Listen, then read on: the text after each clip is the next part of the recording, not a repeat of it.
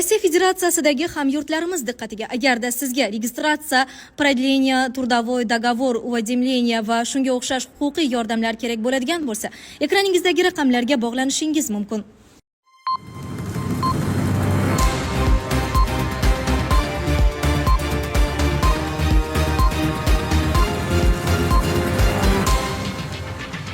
Kunning muhim va dolzarb yangiliklari bilan dunyo yangiliklari o'z ishini boshladi.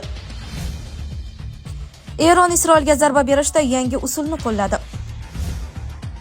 Isroil G'arbning cheksiz qo'llab-quvvatlashi tufayli Eronga hujum qildi — Erdo'g'on.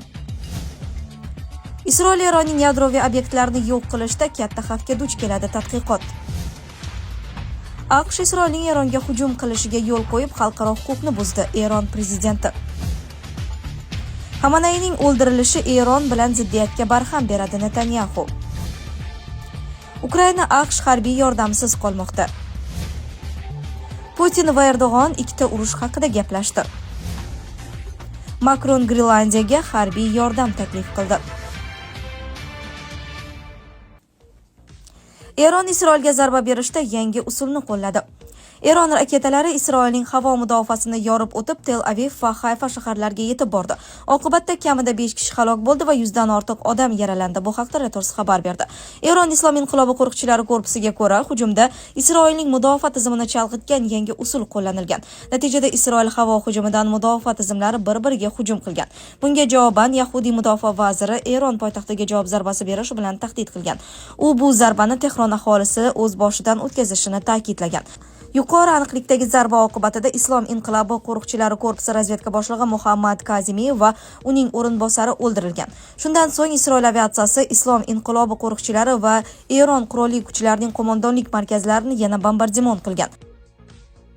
Mojaroga bog'liq holda ko'tarilgan neft narxi 16-iyun kuni 0.62% ga oshib, 1 barrel uchun 74.69 dollarni tashkil etgan. Isroil armiyasi juma kuni Eronning o'z yadro quroliga ega bo'lishiga yo'l qo'ymaslik maqsadida keng ko'lamli havo operatsiyasini boshladi. Har kuni Tehron, Eron raketa zavodlari hamda Natanzdagi uran boyitiladigan obyektlar bombardimon qilinmoqda. Isroil Eron qurolli kuchlarining bir qator qo'mondonlari, Islom inqilobi qo'riqchilarining elita bo'linmasi a'zolari, shuningdek, yadro sohasidagi olimlarni o'ldirdi. Eron Sog'liqni saqlash vazirligining xabar berishicha, o'tgan hafta boshlangan keskinlashuv oqibatida Eronda halok bo'lganlar soni 224 kishiga yetdi. Ularning 90% tinch aholi vakillaridir. Isroil tomonidan qurbonlar soni 18 kishiga baholanmoqda. Isroil G'arbning cheksiz qo'llab-quvvatlashi tufayli Eronga hujum qildi — Erdo'g'on. Turkiya prezidenti Rajab Tayyip Erdo'g'on Isroilning Eronga hujum qilishi imkoniyati G'arbning uni haddan tashqari qo'llab-quvvatlashi va Isroil nima qilayotganini tushunmasligi oqibatida yuzaga kelganini aytdi. G'arbning cheksiz ko'magiga tayanib, Eronga hujum qilayotgan, G'azoni vayron etayotgan va mintaqadagi barcha davlatlarni mensimaydigan Isroil o'z qilmishlarining oqibatini anglamayapti. Ehtimol kelajakda u o'z xatosini tushunib yetadi, ammo biz juda kech bo'lishidan xavotirdamiz. Hech bir mamlakat o'z chegaralari doirasida qolib ketmaydi. Mintaqadagi har bir voqea barcha jamiyatlarga ta'sir ko'rsatib, o'rta va uzoq muddatli oqibatlarga olib keladi. Falastin xalqi va uning yeriga qilingan tajovuz bir necha million kishi bilan cheklanib qolmaydi. Eronga qilingan hujum ham faqat Eronga taalluqli emas, dedi Turkiya rahbari Vazirlar Mahkamasi yig'ilishidan so'ng millatga qilgan murojaatida. Isroil Eronning yadroviy obyektlarini yo'q qilishda katta xavfga duch keladi — tadqiqot. Isroil joriy yilning 13-iyunidan beri Eron harbiy obyektlariga, jumladan bir nechta yadroviy obyektlarga zarba berib, ushbu mamlakatning yadroviy dasturini yo'q qilishga urinmoqda. Lekin bu unchalik ham oson bo'lmaydi. Bu haqda Birlashgan Qirollik Harbiy Xizmatlar instituti tomonidan mart oyida e'lon qilingan hisobotda so'z boradi. Unga ko'ra, buning uchun katta harbiy kuch va AQShning yordami talab etiladi. Hatto bunday birgalikdagi harakat ham Eronning ataylab yer ostiga chuqur joylashtirilgan asosiy yadroviy uranni boyitish zavodlariga kirib borishda muammolarga duch kelishi mumkin. Qiyinchiliklar, shuningdek, bunday tajovuzkor hujum bilan mojaro kuchayib ketishi xavfi tufayli bu variant so'nggi chora sifatida ko'rilishi kerak, deya ogohlantiriladi hisobotda. Eronning asosiy yadro boyitish obyekti Natanz Isroilning zarbalariga uchradi. Biroq Isroil qurollari ushbu yer osti inshootlariga qay darajada yetib borganiga oid ma'lumot noma'lum. Natanzdagi yer osti boyitish uskunalari qanchalik chuqur joylashgani aniq emas, biroq ba'zi baholashlarga ko'ra ular 8 metr chuqurlikda joylashgan. Hisobotga ko'ra, Isroilda mavjud bo'lgan bombalar taxminan 6 metr chuqurlikkacha kirib bora oladi. Bu esa yer tuzilishi va yuzaga yaqin mustahkam beton qaplamlarga qarab o'zgarishi mumkin. Eronning ikkinchi muhim boyitish obyekti Fordo zavodi yanada chuqurroq joylashgan deb hisoblanadi. Uning ham qanchalik chuqurdaligi aniq emas, biroq baholashlarga ko'ra, Farondagi inshootlar 80 dan 90 metrgacha chuqurlikda joylashgan. Hisobotga ko'ra, AQShning eng katta bombasi GBU-57 ham atiga 60 metr chuqurlikkacha yetadi va Fordoga yetib bora olmaydi. GBU-57 bombasi faqat AQSh harbiy havo kuchlarining B-2 tipidagi maxfiy bombardimonchilar yordamida tashilishi mumkin. Hisobotga ko'ra, hatto eng katta bombalarning o'zi ham Eron obyektlarini to'liq yo'q qilishga yetarli emas, chunki Eron ularni boshqa usullar bilan ham himoyalagan. Masalan, yer ostidagi obyektlar bir-biriga uzun tor shaxtalar bilan bog'langan. Xonalar bir nechta qalin portlashdan himoyalanuvchi eshiklar va bir nechta tashqi kirish-chiqish yo'llariga ega bo'lsa, bunday obyektni yo'q qilish ancha murakkab bo'ladi. Boshqa tomondan, yagona katta g'orga yoki yagona kirish-chiqish shaxtasiga ega obyektni yo'q qilish nisbatan osonroq deyiladi hisobotda.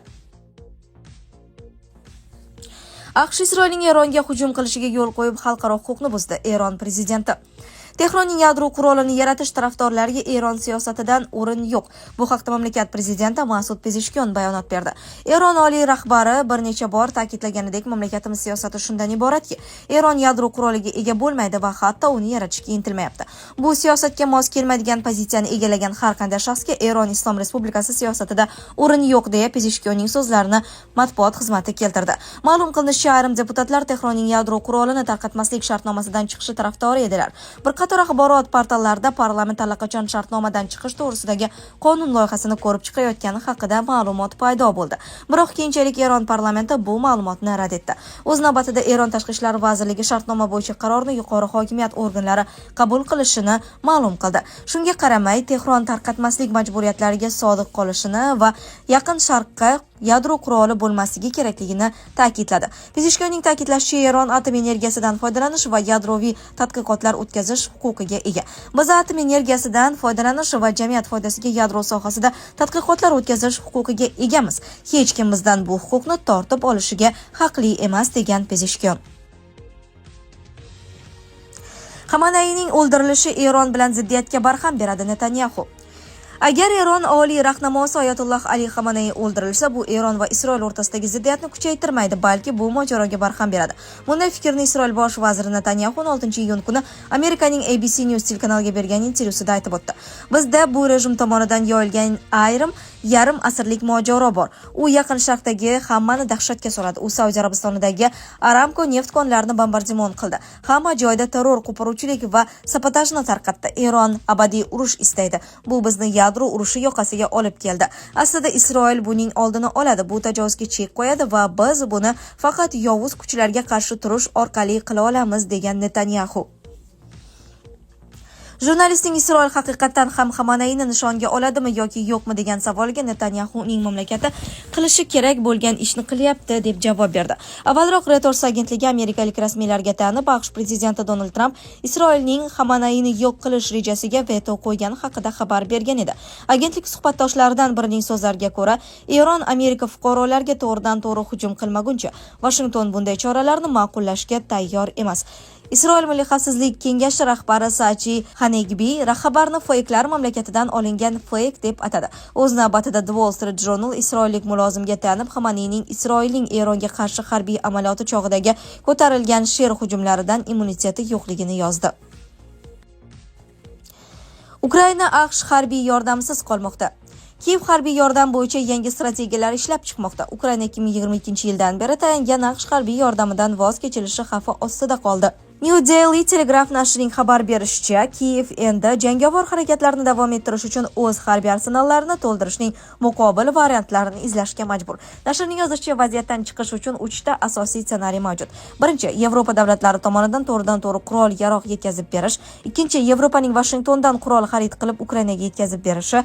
Uchinchi, Ukrainaning Yevropa moliyaviy yordami bilan o'z harbiy sanoatini kengaytirishi. Ammo gazeta Ukraina tashqi yordamsiz o'z ehtiyojlarini mustaqil ta'minlay oladigan ssenariyni ko'rib chiqmaydi. Shu bilan birga Yevropa davlatlari 2025-yil fevral-mart oylariga mo'ljallangan harbiy yordam va'dalarini bergan bo'lsa-da, bu va'dalarning amaliy bajarilishi doim kafolatli emasligi qayd etilgan. Ta'kidlanishicha, urush boshidan beri Ukraina asosan AQShning HIMARS atom raketalari va Patriot havo mudofaa tizimlariga tayanib kelmoqda. Ammo bu texnologiyalar tobora eskirib borayotgani va Rossiyaning gipertovushli raketalari hamda Eron dronlariga qarshi samaradorligi kamayayotgani aytilmoqda. Putin va Erdo'g'on ikkita urush haqida gaplashdi. Rossiya prezidenti Vladimir Putin Turkiya prezidenti Rajab Tayyip Erdo'g'on bilan telefon orqali muloqot qildi. Bu haqda Kreml xabar berdi. Muhokama Yaqin Sharqdagi vaziyat tez suratlar bilan avj olishiga qaratildi. Putin va Erdo'g'on Isroilning BMT nizomi va xalqaro huquqning boshqa me'yorlarini buzgan holda Eronga qarshi kuch ishlatgan harakatini qoraladi. Ikkala tomon ham Eron va Isroil o'rtasidagi mojaroning davom etayotganidan jiddiy xavotir bildirgan. Bu mojaro allaqachon sezilarli darajada qurbon bo'lgan va butun mintaqa uchun uzoq muddatli oqibatlarga olib keladi. Ikki davlat rahbari harbiy harakatlarni zudlik bilan to'xtatishga va tomonlar o'rtasidagi kelishmovchiliklarni, jumladan Eron yadroviy dasturiga oid masalalarni faqat siyosiy va diplomatik yo'l bilan hal qilishga chaqirdi. Rossiya va Turkiyaning tegishli idoralari bu borada yaqin hamkorlikni davom ettirishga kelishib oldi. Ukrainaga oid masalalarni muhokama qilar ekan, Putin Moskva va Kiyev o'rtasidagi to'rdan-to'g'ri muzokaralarni tashkiliy jihatdan qo'llab-quvvatlagani uchun turk tomoniga minnatdorlik bildirdi. Qayd etilishicha, Rossiya ikkinchi raund yakunlari bo'yicha erishilgan kelishuvlarga, jumladan halok bo'lgan harbiy xizmatchilarning jasadlarini qaytarish va harbiy asirlarni almashish bo'yicha kelishuvlarga qat'iy rioya qiladi. Bundan tashqari ikki tomonlama dolzarb masalalar, jumladan energetika sohasi yuzasidan fikr almashildi. Bu mavzu Sankt-Peterburg xalqaro iqtisodiy forumi doirasidagi Rossiya-Turkiya uchrashuvlari, shuningdek, iyun oyi oxirida bo'lib o'tadigan savdo-iqtisodiy hamkorlik bo'yicha hukumatlararo komissiya yig'ilishida muhokama qilinadi. Makron Grenlandiyaga harbiy yordam taklif qildi. Fransiya prezidenti Emmanuel Macron AQSh rahbari Donald Trampning Grenlandiyani anneksiya qilish haqidagi niyatini jinnilik deb atadi va orol xavfsizligini mustahkamlash uchun Fransiya Daniya bilan harbiy mashg'ulotlar o'tkazishga tayyorligini bildirdi. Bu haqda 15-iyun kuni Daniyaga qarashli Grenlandiyaning poytaxti Nuuk shahriga qilgan tashrifi chog'ida ma'lum qildi. Macronning aytishicha, Yevropa ittifoqi Grenlandiyani na sotish, na olish mumkin bo'lgan hudud deb hisoblaydi. Biroq hozir orol tajovuzkor da'volar ostida qolmoqda. Grenlandiyadagi vaziyat bu barcha yevropaliklar uchun ochiq xavf signali, dedi u. Makronning ushbu tashrifi Trampning Grenlandiyani Qo'shma Shtatlarga qo'shish haqidagi bayonotidan keyin Yevropa ittifoqi mamlakatlari yetakchisi tomonidan orolga qilingan ilk tashrifdir. Fransiya prezidenti Nuukka Grenlandiya hukumati rahbari Jens Frederik Nilsendan taklif olganidan so'ng borgan. Sizlarga yetkazmoqchi bo'lganlarimiz shulardan iborat edi. Dunyo yangiliklaridan uzoqlashmang.